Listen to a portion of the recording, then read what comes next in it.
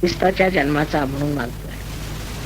पुष्कळांनी मला विचारलं की माताजी तुम्ही ख्रिस्ती धर्मात का जन्म घेतला, तर त्याला कारण दोन. एकतर माझे आई वडील अत्यंत विशेष लोक होते, म्हणजे अगदी काहीतरी विशेष, दोघही जण अत्यंत धार्मिक आणि फार उच्च प्रतीचे लोक होते. असे आजकाल मिळणं कठीण आहे. आणि माझ्या आईनी तुमच्या फर्ग्युसन कॉलेजमधनं ऑनर्स मॅथमॅटिक्स मध्ये केले. ते रंगनाथ परांजपेंची शिष्य होते. आणि वडील आहे संस्कृताचे पंडित होते, त्यांना 14 भाषा येत असत. आणि ह्या अशा दोन पुण्यवान लोकांच्या घरी जन्माला यावं असा आम्ही बेत केला. त्यात आणखीन ख्रिश्चन होते. बरं, कारण ख्रिश्चन लोकांचं आपल्या हिंदुस्थानात अशी वाईट स्थिती आहे की त्यांना असं वाटतं की ख्रिस्त हा इंग्लंडला जन्मला आणि इंग्लिश लोकांचं अनुकरण करायचं, त्यांच्यासारखं वागायचं, त्यांच्यासारखे कपडे घालायचे, तसं हुदडायचं, हे सगळं काही म्हणजे ख्रिश्चन धर्माचं लक्षण. एक ही गोष्ट. आणि दुसरे म्हणजे आमचे प्रोटेस्टंट ख्रिश्चन जे आहेत तर ते बुद्धिवादी आहेत. त्यांनी ख्रिस्ताला आपल्या बुद्धीत बसवून घेतात, त्या चाकोरीत बसवलेलं आहे. आणि त्यांच्यापेक्षा जास्त धर्म मार्तंड म्हणजे फॅनेटिक्स मी पाहिले. भयंकर अत्यंत अंधश्रद्धेने भरलेले लोक, अत्यंत. त्यांना काही कोणचं कष्ट चालत नाही. रविवारी उठायचं, तयार बियार व्हायचं, काहीतरी चर्चला जायचं, घरी यायचं, झालं काम संपलं. सगळा धर्म तिथे आला कामात. आणि बाकीच्या वेळेला खाड्या पाकड्या काढत बसायचं. म्हणजे त्या बाबतीत महाराष्ट्रीयन तेवढा भाग जर धरला तर अगदी बक्कुल महाराष्ट्रीयन आपल्या कशा असतात ना, बायका पुरुष, त्याचं काढ त्याचं काढ. आणि ख्रिश्चन झाल्यावर सुद्धा जाती येतात त्यांच्या. म्हणजे आम्ही लोक आता शालिवाहनांचे वंशज, आणि शालिवाहन ह्यांचं आता हे फार मोठे राजपूत होते चित्तोडगडचे, तर त्यांचं नाव आणायचं कुठे, तर त्यांना आता 96 कुळी त्यांनी बनवलं. 96 कुळी मराठी, आणि त्यांना सालवे असं नाव दिलं. आणि ते व्यवस्थित आता पुस्तकात सालवे नाव दिले, 96 कुळी. आणि त्या 96 कुळीतलेच ख्रिश्चन आम्ही लग्न करणार. म्हणजे बघा कुठं मिळणार 96 कुळीचे, अहो इथेच मिळत नाही तर त्याच्यात काय मिळणार. मग तुमचं गोत्र काय, इथून सुरुवात. गोत्रावर आता हिंदू लोकांचं त्यांचं गोत्र माहित असतं, पण ख्रिश्चन जे मराठ्यातले किंवा ब्राह्मणातले झाले त्यांना पक्क माहित त्यांचं गोत्र वित्र. लग्न करायचं सुद्धा अगदी चर्चमध्ये एक झालं तर झालं, पण मग घरी येऊन सगळे तेच प्रकार अगदी. त्याच्यामुळे मला सगळं माहिती आहे. अजिबात काही मग तिकडे ख्रिश्चन धर्म दिसत नाही. तर सगळं घास घालणं, सगळं काही तो प्रकार संबंध तो स्वाच्यात. म्हणजे नावाला ख्रिस्ती व्हायचं. आणि त्यातली निदान एवढी तरी त्यांची बाब सुटली असती की जात नको तो तेही सोडायचं. ते तसंच्या तसं, म्हणजे इथपर्यंत की आमच्या सगळ्यांच्या कुंडल्या काढल्या. हो, आणखी आपल्या महाराष्ट्रात एक वाईट पद्धत आहे, आत्याकडे देता येतं. तर माझ्या दोन्ही बहिणींना आत्यांना दिली आणि भावाला माझ्या मामांकडे दिली. म्हटलं बाबा नशिबाने माझ्या वेळा असा काही प्रकार नव्हता. आणि गांधीजींच्याकडे गेल्यावर गांधीजी सगळ्यांची लग्न बाहेर करा म्हणून आम्ही सुटकलो त्याच्यात. नाही तर आम्हाला कोणतरी आता किंवा मामाच्या घरी घालून टाकलं असतं. हा इतका प्रकार या ख्रिस्ती लोकांचा. दिसायला फार सोज्वळ दिसतात, पण अकलेचे 12 वाजलेले आहेत. काही त्यांच्या डोक्यात जाणार नाही. आता माझे ह्या हिंदुस्थानात किती ख्रिस्ती शिष्य आहेत तुम्हाला माहिती आहे. इनमिन बाबा मामा सोडून कोण नाही.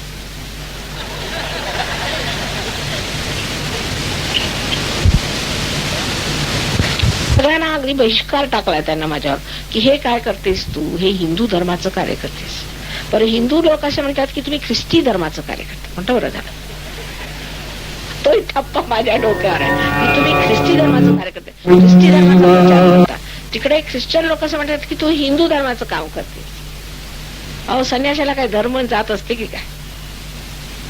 पण हा प्रकार म्हणून मी मुद्दामून ह्याच्या जन्म घेतला. आणि इतका मला अंदाज आला होता सुरुवातीलाच की हे ख्रिस्ताच्या नावावर काय तमाशे करून राहिले.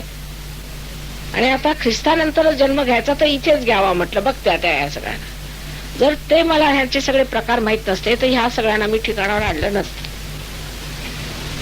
म्हणजे हा सगळा प्रकार मला माहित होता, त्यामुळे ह्या सगळ्यांच्या बरोबर मी बोलू शकले आणि भेटू शकले. यांच्या काय चुकलं ते सगळं मला कळलं. पण हे जातीचं खूण मात्र तुम्हाला आश्चर्य वाटेल की अजून तुम्ही मुसलमान झालात तरी असतं. तुम्हाला माहितीये काय, कोणची तुम्ही केलं तरी जातीचं खूळ असं. अहो तुम्हाला असे बुद्ध धर्मी झाले तरी ते जातपात बघतात. हा काय आपल्याला रोग लागलाय जातीचा ते मला आठवत. जातीचंच लग्न करायचं काय फायदा आहे मला समजत नाही. आणि मग त्या दारुडा असे नका, कसाही असे नका, मरतुकडा असे नका, काही असलं तरी जातीचं आहे काय ना, मग तिथे मग तो मुलीना छळे नका, त्यांना मारून टाकलं चालेल. अहो हे पाप आहे, राक्षसीपणा, हे पाप आहे, हे राक्षसीपणाच्या गोष्टी आहेत. आपल्या पोटच्या पोरीना तुम्ही असं कराल का? लहानपणी अगबाई बबली बाबली सगळं होईल आणि मोठी झाली की जा चुलीत, नाही तर जाऊन ते विहिरीत तुडी मार, काय केलं तरी चालेल. हुंडा द्यायचा, हे सगळे जातीचे प्रकार तोडले पाहिजे. आता मला बघायचं आहे की आपल्या सहयोगी किती आपल्या मुलं मुली बाहेर लग्न करतात. त्यांचं तरी सुटलंय का? म्हणजे ख्रिश्चन होतं आमचं सुटलं नव्हतं. आता सहयोगी झाल्यावर तरी सुटते काय बघायचं. त्याच्यावरही सुट्टा नाही, जात. आपण त्या जातीचा तुमचा काय संबंध? हे तुमचे सोयरे आहेत ना, हे तुमचे सोयरे होती. प्रत्येक दिवशी कोणचाही पेपर उघडला की त्या मुलीला जखमा केल्या, तिला विहिरीत टाकलं, दुसऱ्या मुलीला जाळून टाकलं, तिसऱ्या बघून बघून माझं नुसतं चित्त खाऊन गेलं. 2 दिवसापासून मी हेच बोलते की सगळा सहयोग करून सुद्धा जर तुम्ही जातीपाती जात असता तर तुम्ही सहयोग सोडा. आमचा तुमचा काही संबंध नाही, तुम्ही त्या जातीतच जाऊन मरा, तिथे जोडे का.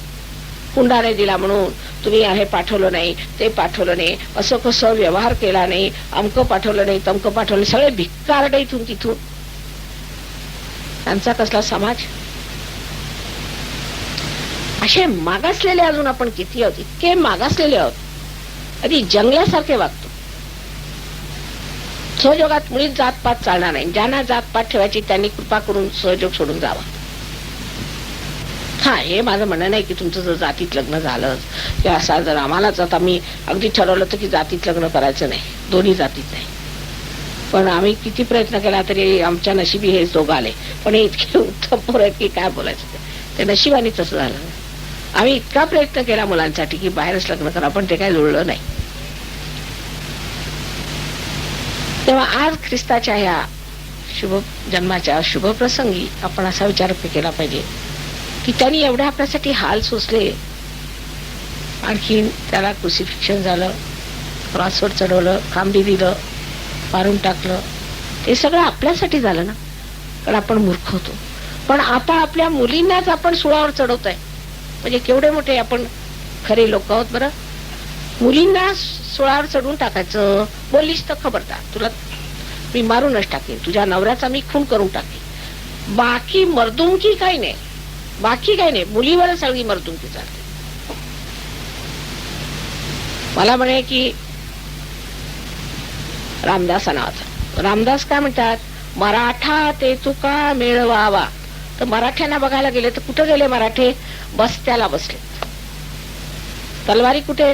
आता तलवारी कुठे माताजी? पेटे लावून बसले तिकडे बस्त्याला. हे नवीनच काढले बस्त्याला. मूर्खांना काय साड्याचं समजतं का? आता साड्या खरेदी करा म्हणा आणि नेसा नंतर. 96 कुळी आहेत म्हणे. तर ह्या सर्व गोष्टींच्या मुळे कधी कधी असं वाटतं की एवढे मोठमोठाले आपल्या अवतरण झाले, इतके उदाहरण आले. अहो तहत किती वर्षापासनं ह्या जातीपातीवरती लोकांनी इतकं म्हणजे अगदी शरसंधान केलं, पण ते कोणाच्या डोक्यातच जात नाही का? गांधीजींचा पुतळा उभारला, त्यांना हार घाला, ते तेवढं ब्राह्मणांवर काढलं. दासगणू काय म्हणत होते, ऋषी सरस्वती काय म्हणाले? अहो ते काय जरी असलं तरी माताजी असं आहे ना, आम्ही माळी आहोत, माळीतच लग्न भरं असं का? आणि तो माळी करतो काय? नाही तसं चांगला आहे, थोडं दारू पितो, त्याला जरा बायकांचाही छंद आहे म्हणे, पण तो माळी आहे ना, मग काय, मग माळी जावे असला तर तो काही तुम्हाला स्पेशल काय करणार आहे का? असे ख्रिस्तानी एवढा आपला आज त्याग केला, जगात आले, किती मोठं कार्य केलं. कुठे जन्मले ते बघा, कसं त्यांनी करून दाखवलेलं आहे की एका कुमारिकेच्या पोटी जन्म घेतला, किती पावित्र्य त्याला, आणि ते पावित्र्य परमेश्वरी आहे. आता कुमारिकेच्या पोटी जर इथे काही जन्म झाला तर झालंच, पण सगळेच मरायचे लोक. चूक पुरुषाची असेल तरी त्या मुलीलाच मारायचं. तुझंच चुकलं. एखाद्या पुरुषाने बाईला टाकली की तुझंच चुकलं. अरे बाबा, त्या बाईला टाकली त्या पुरुषाने, त्याचं नाही चुकलं, त्या बाईचं. तिने झुरून झुरून मारायचं. कुणाला वैधव्य आलं म्हणजे तो आपल्या नवऱ्याला खाल्लंच म्हणजे व्यवस्थित.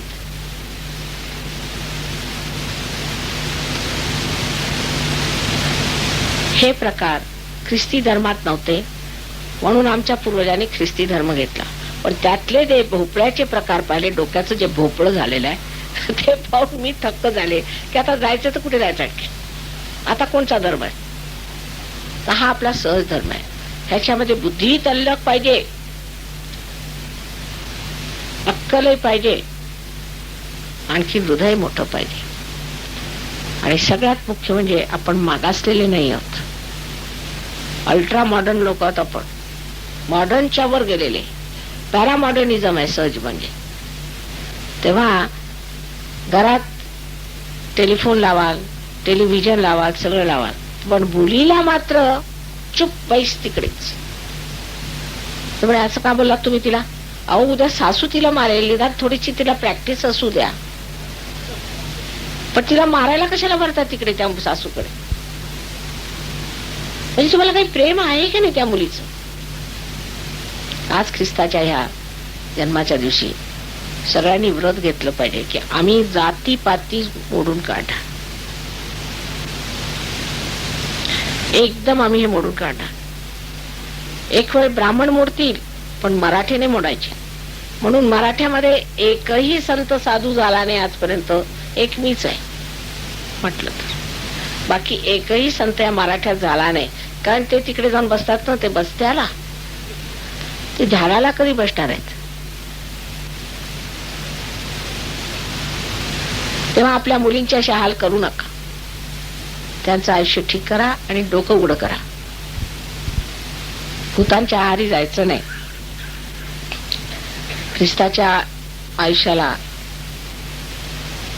फारच थोडे दिवस असे मिळाले की तो लोकांना समजावून सांगू शकला. फक्त 4 वर्षात किती काम करून गेले ते. पण त्याची घाण मात्र ह्या लोकांनी करून टाकली. आता आधी सांगितलंच इंग्लिश मध्ये मी. तसंच आपल्या इथे जात पात नको म्हणून सगळ्या सुधारकांनी एवढी मेहनत केली.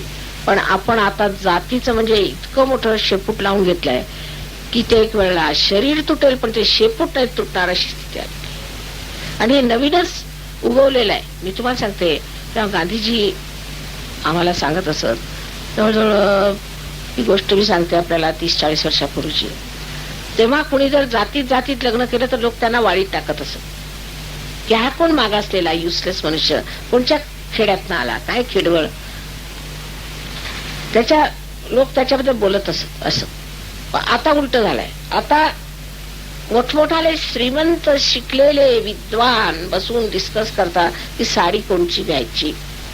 वा वा वा वा, अशी प्रगती आपण करून ठेवली.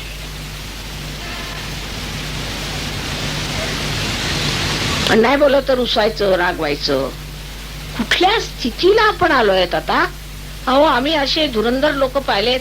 आणि हे कुठले हे बाजार बुणगे मला समजतच नाही कुठनं आले. कोणत्या देशातून हे बाजार बुणगे इथे जन्माला आलेत? भलत्या गोष्टी करायच्या, काहीच सुद्धा त्याच्याबद्दल संभावितपणा नाही, मोठेपणा नाही. तर आजच्या ह्या मोठ्या समारंभाच्या दिवशी एकच विनंती आहे की ख्रिस्ताला तुम्ही वचन द्यावं की जशी तू जात पात मानली नाहीस तसं आम्ही मानणार नाही. असं वचन हृदयापासून सगळ्या सहयोगाने द्यावं. कोणतीही जातपात